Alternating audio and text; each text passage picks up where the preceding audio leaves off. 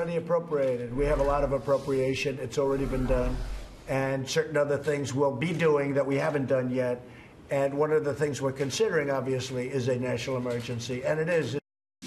All right, well, what would that mean? You hear this a lot. In order to get what he wants at the border, which would be construction of a wall, declare a national emergency. Of course, it would likely be challenging courts. You don't know the direction that will go, but at least it would avoid a government shutdown. The read on this with retired four-star General Jack Keane. General, always good to see you.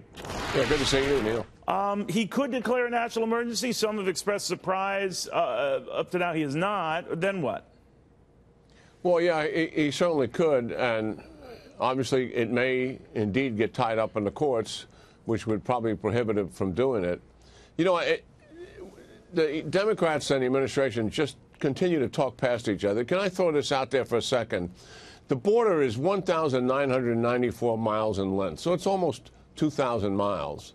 There's 700 miles of fencing there already, and the Trump request that's already been approved, as the president mentioned in his presser there, is another 115 miles. Half of that is replacing the old fence and some new stuff. But his budget request of the Congress is for less than 300 miles of new fence. Therefore, at the end of the day, when everything is done, we'll have around 1,000 miles of fencing on a border that's 2,000 miles long. And what the president is saying, he agrees with the opposition party. For 1,000 miles of the border, there will be only natural barriers, not artificial ones, surveillance technology, and border patrol for virtually half of the border. Has he said that half of that border would not have traditional wall?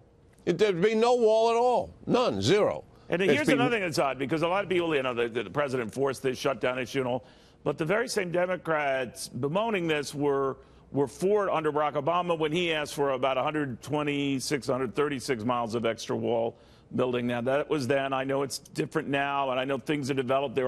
It's not like apples and apples to compare here, but obviously politics has come into play here, but neither side budges. Can he, General, and would you be okay, or are you worried that he dig into other defense appropriations to pay for the very thing he wants to do, even for those limited miles?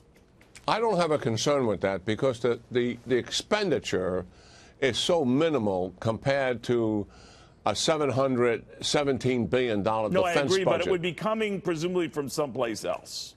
Oh, yeah. Something would have to be given up to do that. But it doesn't mean that other thing would not be done.